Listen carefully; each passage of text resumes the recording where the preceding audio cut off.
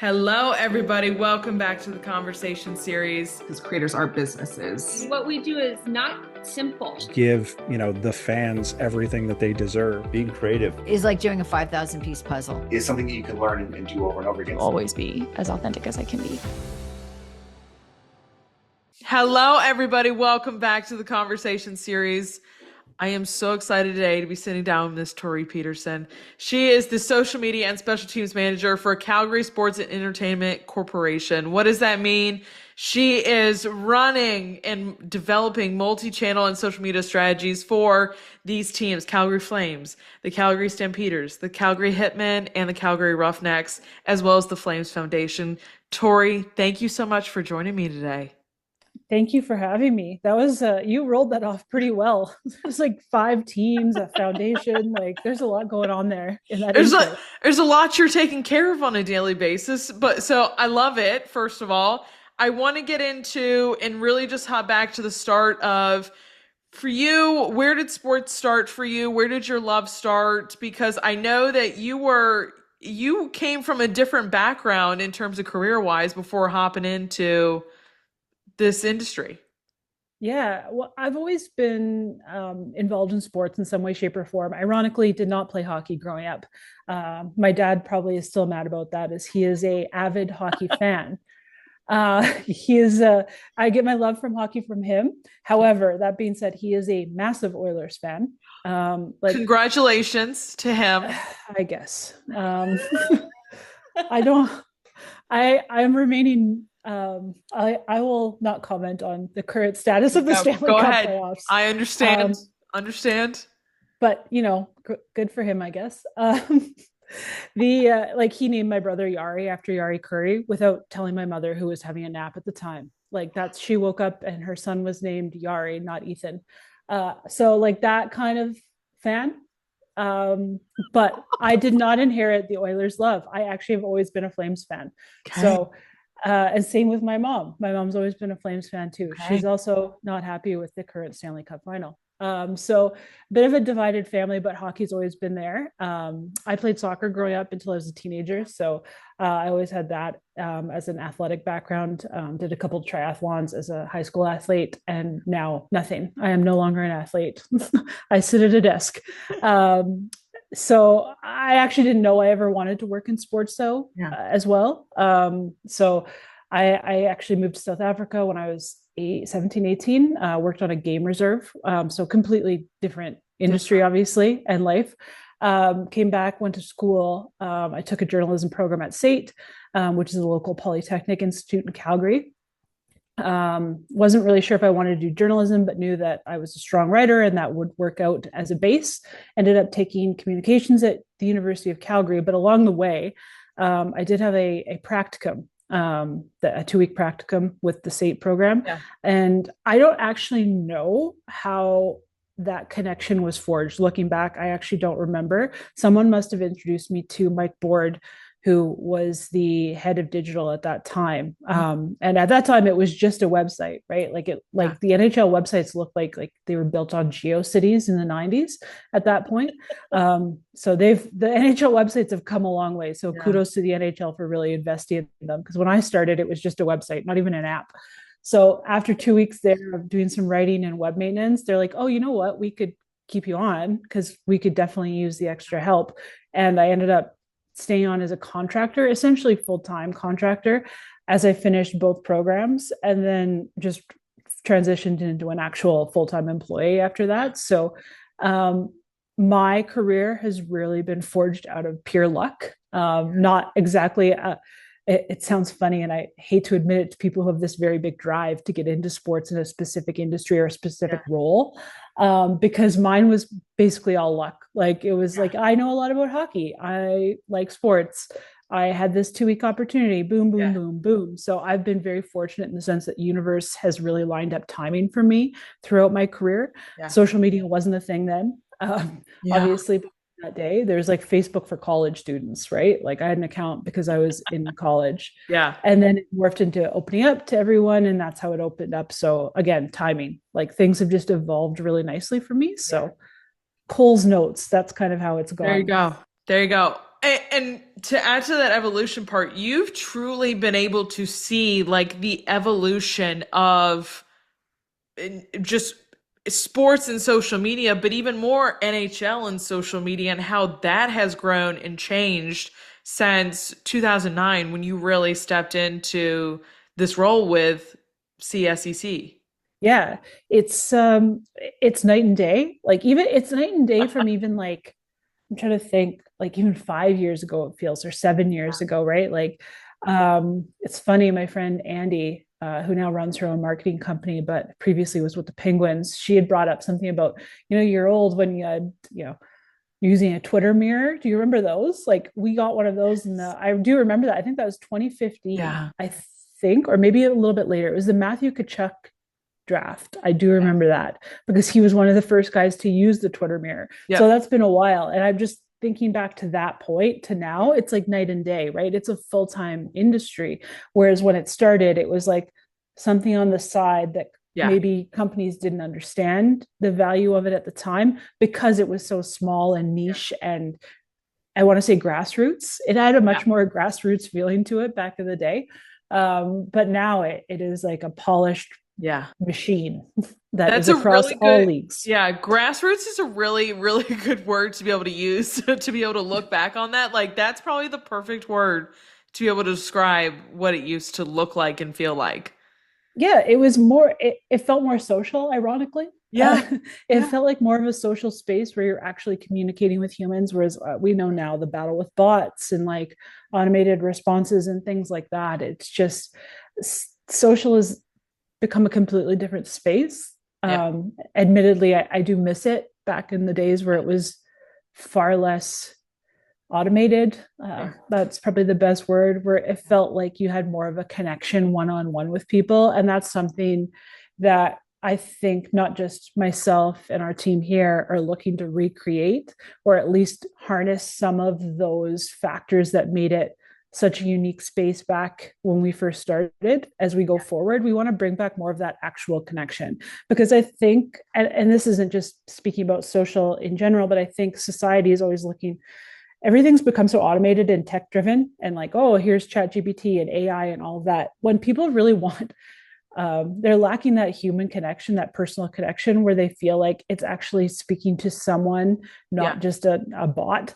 And they're looking for more of a community, I think. And that's something that we used to have in the social space when we started out. And we would like to bring that back. I think that's a not just for us, but I think that's going to be a focus for a lot of teams, brands, corporations, even athletes. They want to bring back a community, right? A community that's like supportive and encouraging and not super negative and automated. And who knows who you're replying to. It's probably not a real human in some cases. So that's With the changing and continuing on this evolution, like how has the rise of social media transformed the NHL, and what's still evolving in terms of how fans are consuming hockey? Like anytime I want to go see an update right now for hockey or any of my sports teams, like I'm going to Twitter. And yes, I am old enough that I can still say Twitter. Everybody who's young, who's coming at me and saying, oh, it's X, I'm like, no, it's Twitter. Absolutely not. It'll always be Twitter. I refuse to call it X. I refuse. I've learned one name. I was there when it started, so it will always be Twitter. There you go. And I think Twitter at its best was back in that heyday of like when the first few years that it started out. That's when it was at its best. So I am going to always associate it like there you that. go. I think the role of social and how it's evolved for hockey in particular continues to change because audience consumption trends change. It's kind of a cop-out answer, I think, a little bit in the sense that, but it's true. Like we have, just speaking from us, I'm going to go with the Flames here just because it's the biggest audience base for us. That audience base, the way they consume content, the type of content they consume has even radically changed over the last calendar year. Looking back, I'm a big data and analytics person. I'm in our data and analytics every single day, going over things, refining, looking what works, what doesn't. And So like, remember when Facebook was so passe and no one was using Facebook ever? I think the millennials are moving back to Facebook. Actually, if like, I don't want to definitively say it and put a generation on it, but just looking at, our age range of users, where the spaces they're in, the millennials are moving back to Facebook, maybe because it's nostalgic. And back when it started for us, it was so pure and not crazy. Yeah. But Facebook has taken a big swing for us. A ton of our engagement comes from Facebook. And not that it ever completely dipped off like you're seeing with Twitter. I think Twitter is a platform that is really unique in the sense that a lot of brands and organizations are walking away from it, not in the sports space, but the engagement's gone down. There's no question about it. I don't think that's a secret to anyone. But like you said, that's where you go for breaking news, right? There's a really strong space for it in sports. We've just had to evolve how we operate in that space because of how the audience is reacting there. We could have this great, incredible piece that we put on Facebook and Instagram, and it goes haywire and it gets crickets on Twitter, right? Whereas breaking news, Twitter is like where it's at. Yeah. So that, in that sense, hockey has always had to, I'm sure every sport has, but you have to evolve to where the audience is moving and what they're consuming and where. TikTok is another place, right? Like that's much more of a younger audience for us. And it's tailor-made content for that space. We're looking at evolving that, but keeping our core as what it is now, which is like this fun space that is not replicating what we're doing on Reels on Facebook and Instagram. So for us, it's to answer the question, it is always evolving, and it requires me to be constantly dialed into our data and analytics, because that's going to tell you what your audience likes and give you the numbers to back it up. If you're making a pitch to change a strategy or add in more content in a certain space that requires more resources, you need to have that data. So it's always evolving, but that's what makes it fun. Totally. I got to ask the question of, from your seat in particular, what makes Canadian sports fans unique to market to? You're very, very passionate group, very passionate. I think if I'm to kind of really anecdotally look at it, like especially a Sunbelt team might require a lot more off-ice content comparatively an American Sunbelt team. Not to say that our fans don't want personality pieces. They do. They love that we're able to give our fans a glimpse into these players' personalities. But I do think like pure hockey content really moves the needle a lot in Canada. Okay. Canadian markets, right? Like this is how you grew up. This is, what you grew up watching on TV on Saturday nights, hockey night in Canada. So that kind of like really pure hockey base. And I think like looking at international tournaments, like if we have players playing for Canada in any capacity, it is through the roof, right? That we're able to provide that kind of Canadiana in a sense that I think is really appreciated in this, at least this year. It feels like people are really appreciating the Canadian stuff more. So being able to, like Mackenzie Weegar playing for Canada at the Worlds, Ryan Huska being behind the bench, Zane Perek getting a chance to play in the pre-tournament games, that content was hugely successful for us because we were able to like really pump up Canada in that sense. So these international competitions are big for us, but the pure hockey on a day-to-day basis really moves the needle. Like when you're looking at, what in season, what content does the best, we put up a highlight reel goal, where I think that probably moves the needle more for our audience than maybe say someone watching down south. Okay. I love it. It's so interesting. I mean, different markets, different content, different fans. It's so interesting to see all the different things that each team is posting and sharing out and all the different strategies. You're like, some people from the outside who haven't been in social media are probably looking at this going, it's social media. Everybody's just doing the same. But you're like, no, there are certain things that have to be different here, that have to go into these things. And it's so fan oriented. It's your audience is always who you're pleasing. Because there is a lot, like you said, there's a lot of demands. I don't think people who don't work in sports social understand the number of departments you're involved with on a day-to-day basis. Sure.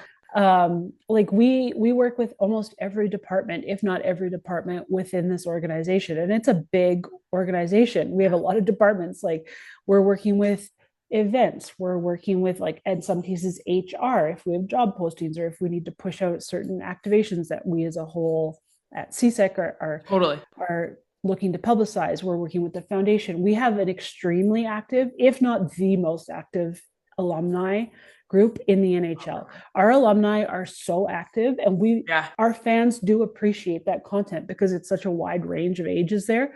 There's people who grew up in the 80s watching them win the cup in 89. And then there's people who are like, oh my gosh, Leland Irving, who, was drafted in the 2000s. So like, we're trying to integrate them and make sure that they get the love that they deserve because they're very active in our community. Like you're working with our video team for in-game stuff, right? Like there's a lot of stuff in-game that we want to be able to feature to our audience to be like, hey, if you come to a Flames game, this is what you're getting. Or, we don't want to just share it with 19,000 people in the building. We want to share it with the over 1 million followers we have. So things like that. Partnerships are obviously huge in sports. That's a huge part of my day, is working with our partnerships team. So there's a lot of different things coming at you every single day from every different angle that you can think of that need to be prioritized and slotted in, and maybe have those difficult conversations where you go, look, this is probably not a fit on social. Is there a way that we can activate in a different way, maybe with our marketing team that it's better suited to just web-based, or maybe it's an e-blast, things like that. A lot of it is answering questions. A lot of times we're in a customer service role, essentially, when you're getting messages. So it's a very unique space in that sense, right? Like you're always trying to please your audience, but you also have a ton of other stakeholders in this space that you also need to work with and make sure that they're happy and that you're communicating a strategy from a top-down level at CSEC. Because again, we have 5 teams. So 5 teams, a foundation, and we have 2 buildings now, right? Like we have a new arena that's set to open up in late 2027 for that season. So that is a huge part of it too, right? There's a lot of moving pieces every single day. So I think that is kind of the outside perception, is that, they just post links to stories. That's not the case. No.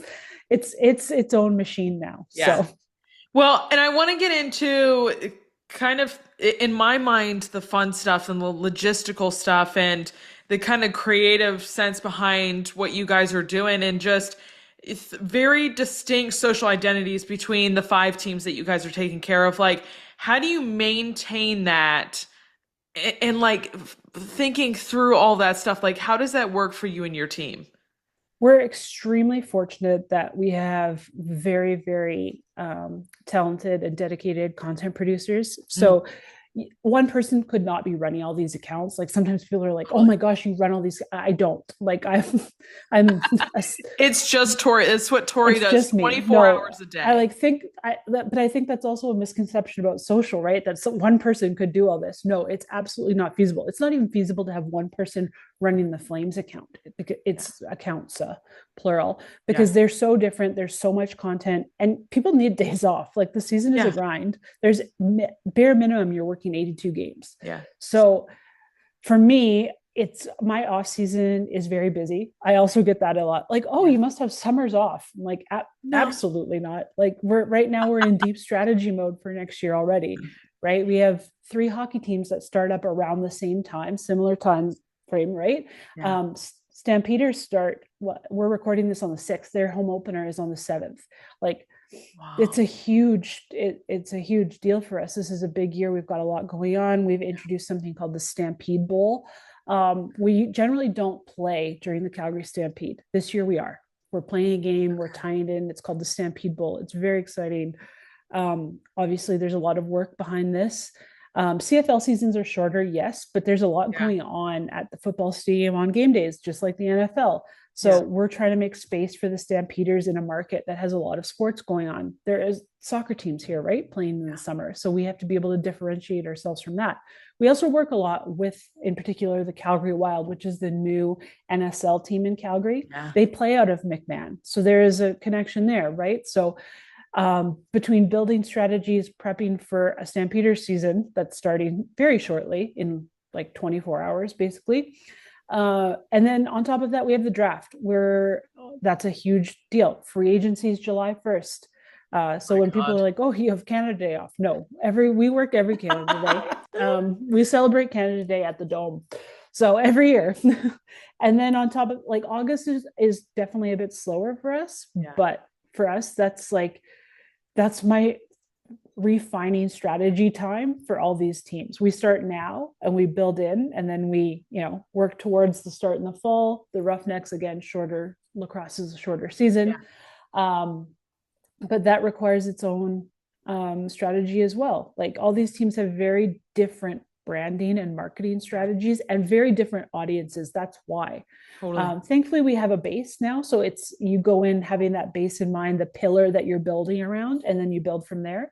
But that's how we go about it. So here's Flames pillar, here's Roughnecks, here's Stampeders, here's whatever. So, and everyone knows their voice and their tone. Like that's the thing.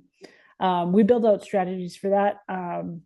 And a lot of it is we're very lucky in that we have content producers who stick around a long time, like that we're able to take them up and, promote them and be able to give them that career development that everyone's always looking for. But I find that sports can be a very transient industry. People hop around a lot because they need to, right? Like you're looking to evolve your career. Sometimes it can't be in the space that you're currently in.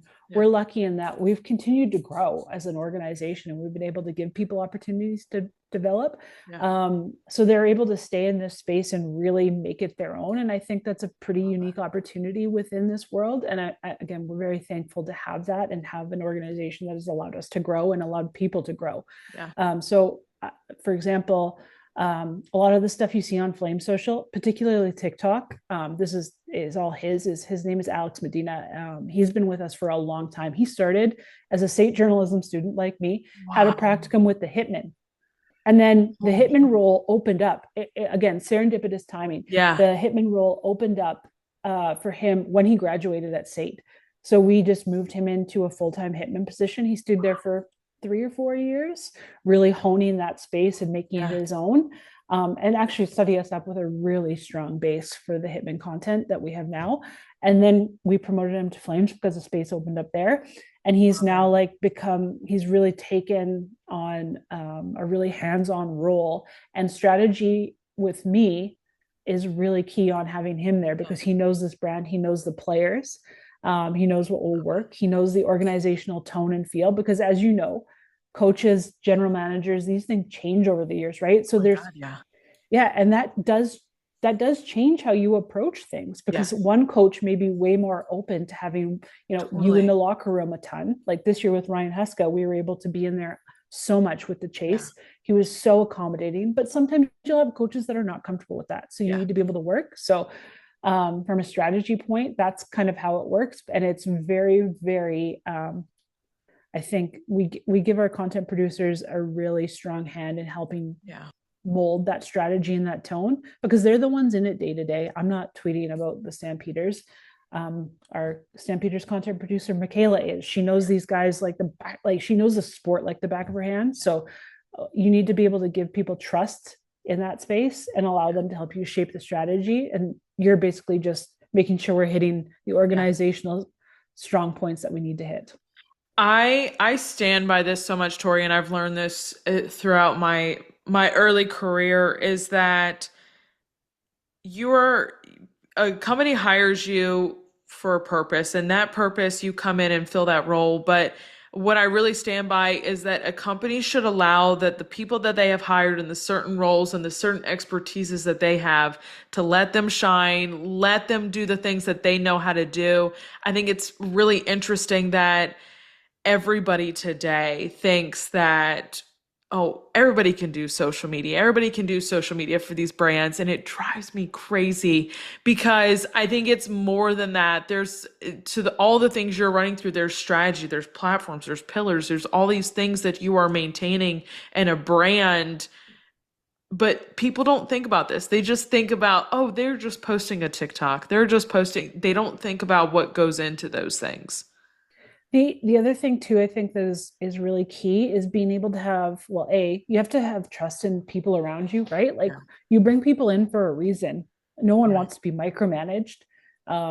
Thankfully, I don't think I've ever been micromanaged here. Yeah. I've had a lot of space to grow and develop professionally and personally, quite honestly, right? Like these roles Yeah. are, if you're within an organization for as long as I've been, like you really do grow as a person with that organization. Yeah. So I'm hoping that we're doing that for our content producers. That's my goal. I hope that I'm able to give people the freedom and the ability to develop professionally and personally, and be able to, take that role to another level. Yeah.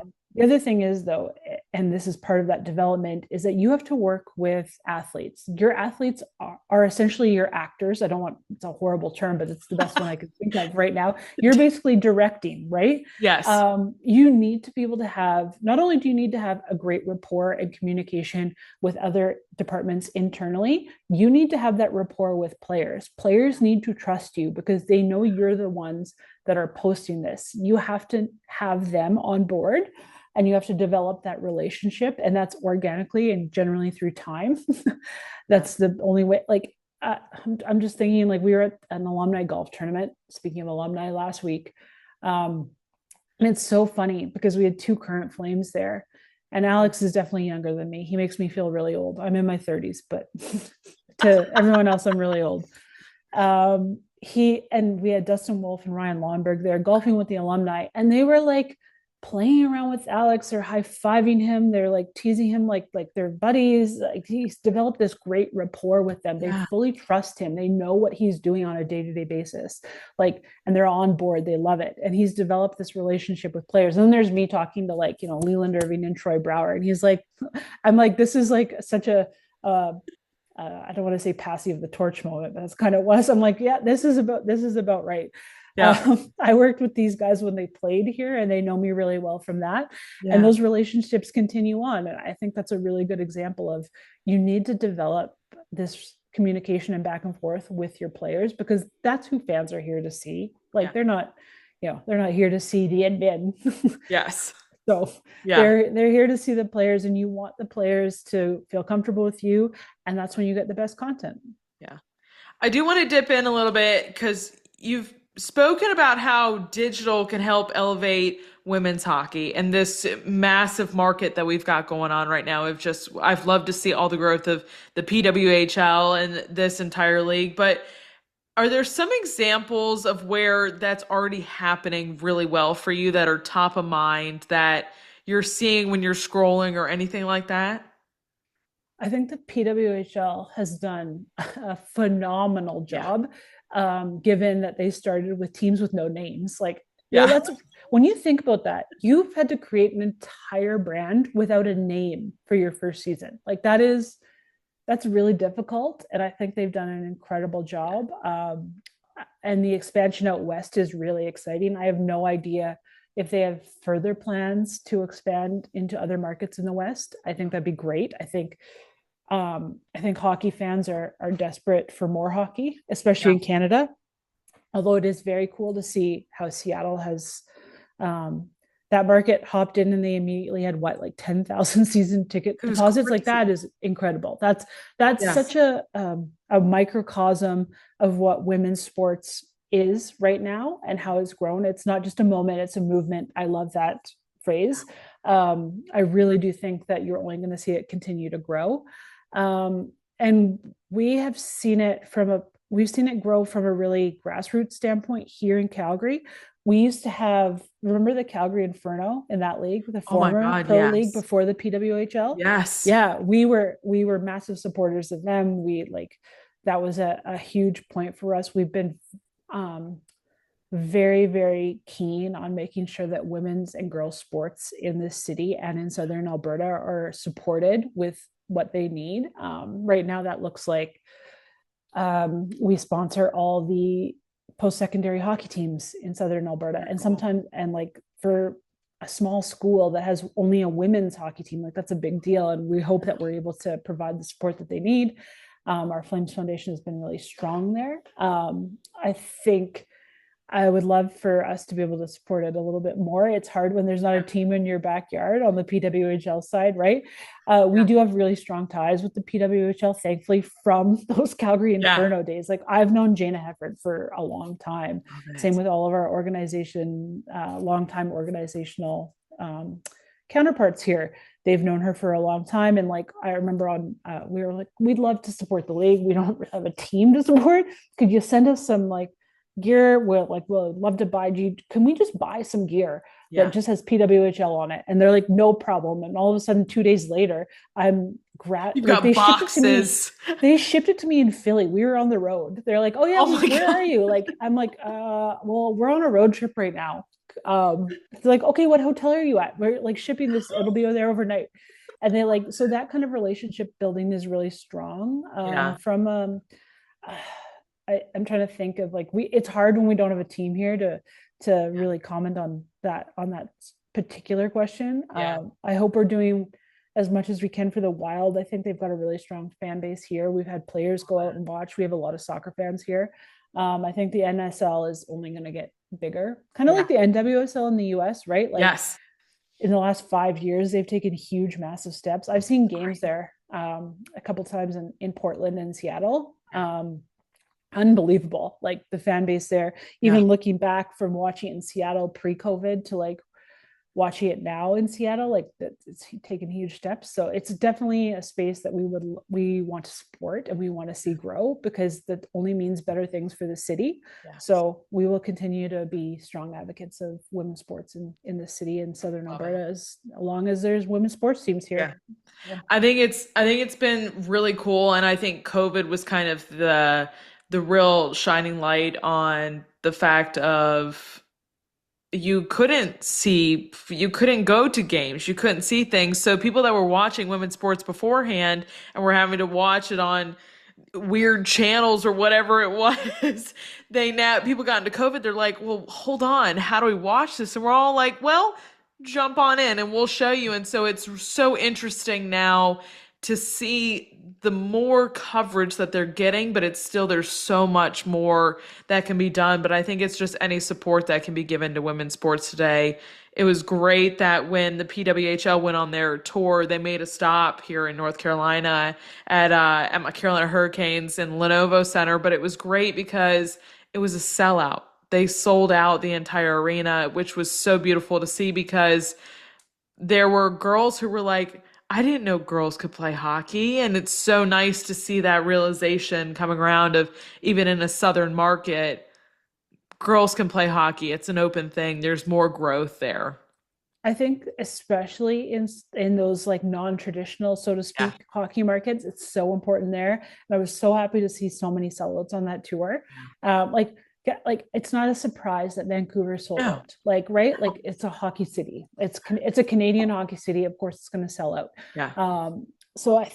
When I saw that, I did see the Raleigh one, and I was like, that is great to see, because it's opening up the doors for so many people to go like, maybe I want to play this sport, right? Like, and that's where you like at a grassroots level, that's what you want to see. You want to see more people involved in a sport that I think is so great and can be such a vehicle for change when the right people are involved. And I think that this sport is only going to get bigger. And I think that starts with women's sports, to be quite honest, right? Like every boy has watched Hockey Night in Canada. They know they can play hockey, right? But having this league and the ability to go watch them live, I think it's going to do wonders for the grassroots level for girls sports. Yep, I totally agree with you. We've talked about, and you've given us some behind the scenes looks, and just of all the things that you guys are taking care of and all the different wheels that are having to be turned, especially when you've got 5 teams below you. But how do you creatively stay energized during these long seasons or heavy stretches that you guys are working through? I might be the minority here. I'm going to I know this. I don't watch hockey anymore. Outside of women's hockey, I don't watch men's hockey when the seasons are done. I watch our teams. Like, I always have an eye on what other teams are doing, but I don't want to oversaturate myself, if that makes sense.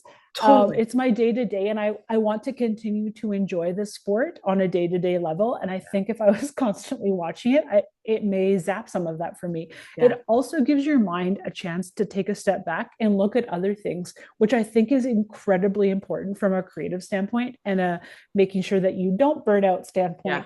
When you have other interests outside of your day to day, because it's not healthy that your job is your life. I think most of us know that now. That whole like hustle and grind and you're your job 24/7. That's not a sustainable lifestyle. You will burn out and you will hate the sport. I think if that was the case, like you would learn to, like, your body would instinctively be like, I don't want to watch this. I'm tired watching this. Like, you're making me tired watching this. So I would like to avoid that at all costs. So I always keep an eye on what other teams are doing digitally and socially during the day, but I'm not watching the games in the evening. That's just not my thing. I did watch PWHL, a little different for me. It doesn't feel like it's connected to my day to day because we don't have a women's team here, and that's not something that I'm doing on a Monday to Friday basis right now. So that was great to watch the playoffs there. I'm also, I find that watching other sports really helps too, because it's like, it gives you something to cheer for that is not tied to your day to day. Like, big fan of women's soccer, big Arsenal fan. So very nice for us this year.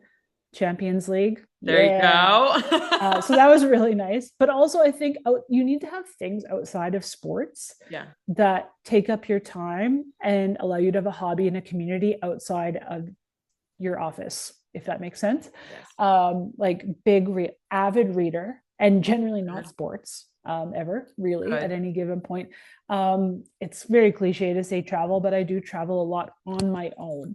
And never about sports. It's always about something else. So that's a really refreshing thing. Photography, again, never sports outside of my day to day. And I do think that has created a really good balance in my life where work doesn't feel like it's the only force. That it might be the dominant force, and that that's how you spend 40 to 50 hours of your week. But it's not the only thing in your life. You have other things that fulfill you and fill your cup. And I think that is really important. And it's such a personal thing, right? Like, what you lean into and what works for you. The other thing is, I'm on my screen all day. Like, I don't need to have email notifications.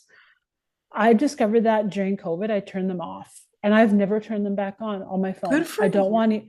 And again, that might not work for everyone, but I'm on my email all day. I'm not going to miss something urgent. And if something is really urgent, people call me, like, or text, right? Like, those notifications will pop up, but email, like, that's not, I don't need that in my life popping up. I get like 100 emails a day. Why do I want my screen flashing like that? That's just like causes stress. And that's like a maturity thing, I think, as I've gotten older. I'm like, guess what?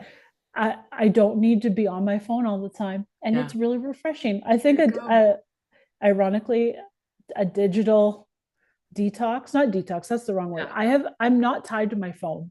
My job is on my phone and on my computer, but my life is very not tied to my phone. I also have very few apps. I hate apps. I don't want any more apps in my life. I don't want your rewards program app. Like, I don't want any of that. That's just not my jam. I also don't use a Kindle. I have to have a physical book. So away from screens, I find that really refreshing. There you go. Can I say that I resonate so much with the fact of, like, my Hurricanes got beat by the Panthers in the Eastern Conference Finals. Everybody was asking me after game one of the finals, like, what'd you think of the game? I haven't taken a look at anything. I don't care. I do not care. My Hurricanes aren't in it. Guess who doesn't care about hockey anymore for the next couple of months? Me. Yes. And I say that with the caveat that I understand, and I think it's great that so many people watch the playoffs when their team's not in it. It's different when you're working it. Like, I know a ton of Flames fans who are still watching this final, right? They're all like, they're playoff hockey is a different breed of hockey.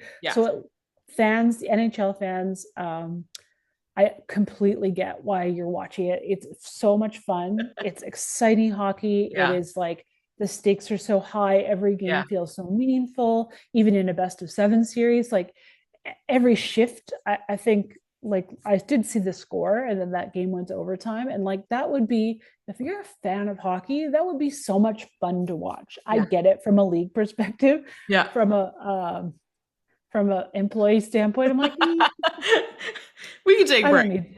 I don't need to see this. That's fine. I was like watching a documentary on Netflix. People were texting me about this game. I'm like, I have no idea what you're talking about. I'm watching like that Turning Point Vietnam War documentary on Netflix. Like that's what I was watching. I was like, I didn't even know game 1 was tonight. I've turned my brain off to that. There you go. So I was watching F1 Academy, the new Netflix show. That's what I was watching. I was like, this is great. See?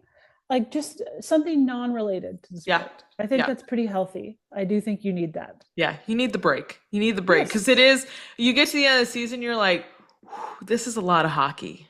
It's a lot, or it's a lot of whatever you've been watching. It's a lot to go through.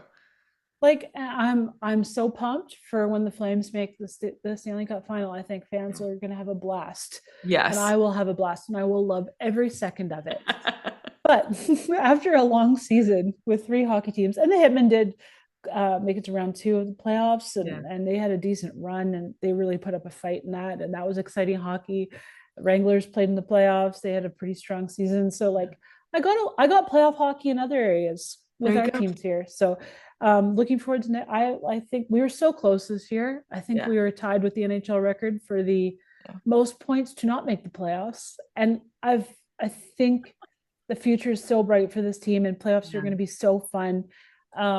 It's funny, the last game of the season, a home game of the season, where we were eliminated by virtue of Minnesota getting that point, pushing that game to overtime, not by our own means. Like they won out, the team won out, they did everything they could. And everyone in the building at that point knew, heading into the third period, what had happened. Like everyone knew that spreads like it was done. And you know what? Those guys came out and absolutely put the pedal to the metal still, despite knowing this, against the Golden Knights. And it was such an incredible thing to see, like this fan base and this team say, we're not quitting. Like this is an exciting team. We have a really bright future. And like, we're not just going to pack it in because we know we're out. Like that's not what we do here. And I think that set the tone going forward for next season. I think not just at the Flames level, but if you're a Wrangler watching this, you're going, wow, like this is what this place is about. Like I want to play for this team. They don't quit. They're going to make a push. They're exciting. Even Hitmen, right? Like I think they see that too. Like these younger players, they see what the NHL players are doing in the building that they play in, and that trickles down. So looking forward to making the playoffs next season and making a real push, because I think this team is an exciting future.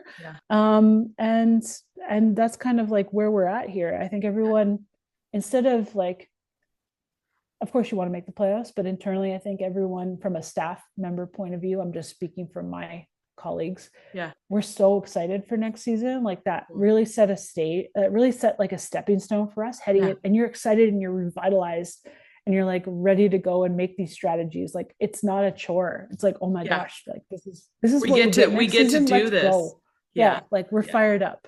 So I think it's funny when you get to, playoff time and they start, like NHL puts them up of like, Flames can advance the playoffs if this happens or this happens or this and this. And I'm like, who is sitting here and actually like looking at this?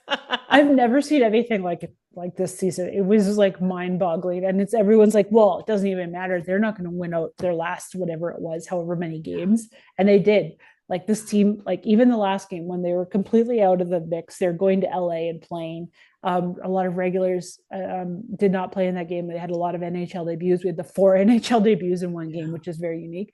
They went out and like, they were like aggressive and really pushing. And those kids, a couple of them got their first NHL goals, really set the stage for them for summer training, right? Like you get your debut, and they won that game. And it's like even after all of that, like mathematical, I couldn't do the math, by the way. I'm like, you know what? Someone at the league level who's better with numbers can deal with this. And I will just know via them, because I can't keep track of all these scenarios. There's too many teams pushing, which I think is really great for the league, by the way, like to have like the Blues being that close and the Wild being that close and the Flames being that close and it coming down to literally the last games of the season, like that's such a cool thing for the NHL to have in their back. Like they just have a league that's the parity in this league is so incredible because it allows for things like this to happen and every game is meaningful all of a sudden. It's a long season, right? It's like long. It's easy for fans to kind of go like, oh, I'm not going to watch game 42, but game 42 might be the one that decides it in the end. Like clearly this year showed that, right? Like there's a lot of teams that are very close in skill level. And there's a lot of teams with like us with younger players that are really pushing and you're going, wow, this team could be a powerhouse next year. So you want to watch, right? So that's a good thing for the sport. Yeah. What does innovation look like right now in sports social media? Is it like tech driven? Is it storytelling first? Is it something completely different? What are you seeing? I think for us, it's making our players even more well known to our fan base, which sounds funny coming in a Canadian market, but our players have such unique personalities. Like we have such a great group of guys, young guys, and guys with like unique interests that I don't think that you would peg as hockey player interests. Okay. Like Lego, right? Like Yes. Yegor Sharangovich, Lego, big Lego guy. Fans glommed onto that and they want to see more. And I'm like, we would love to showcase more of that next year. So I think We would love to show you all the Legos. yes. Actually, I was at the Lego store yesterday looking at things for like next season. I'm not kidding. I went to the Lego store yesterday. I was like, oh, I think this set could be something we could work. We're already looking at content series for next year surrounding Lego.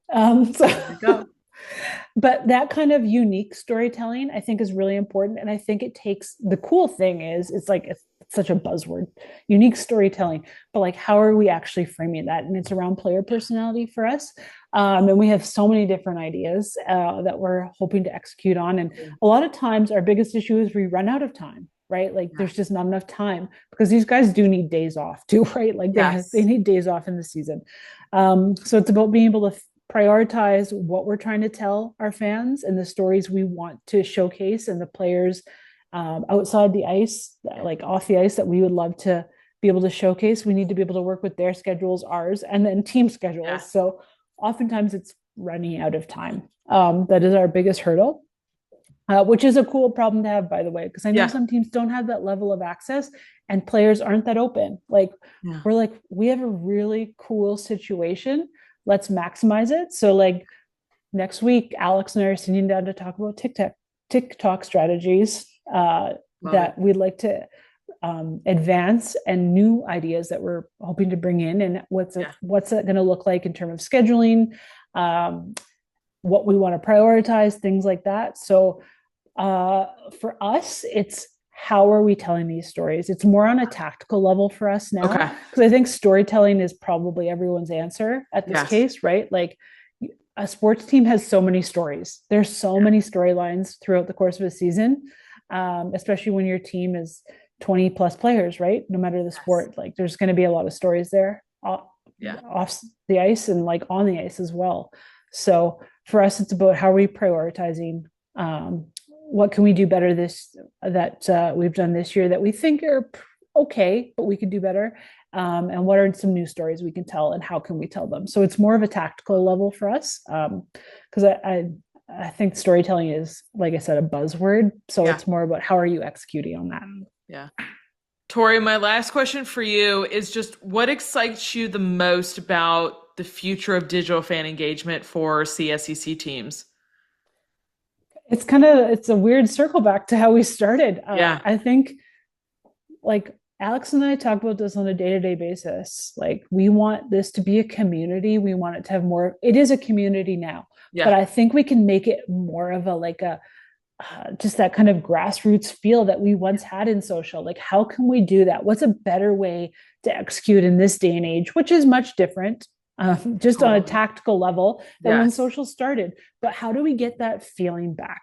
That really unique community feeling that I think a lot of people miss on social nowadays because social, and I'm talking on a completely like just a general level, not based in sports even, but on a general level, social can be so divisive.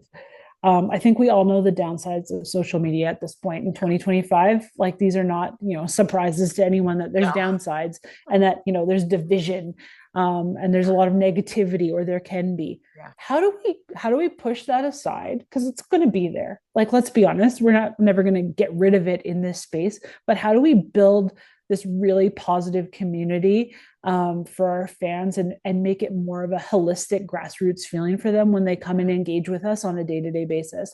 What is the best way to do that? How can we build that feeling? Because like we talked about to start, people are looking for more of that like human connection, that feeling that you're a part of something. Everyone needs a community. How can we better support that?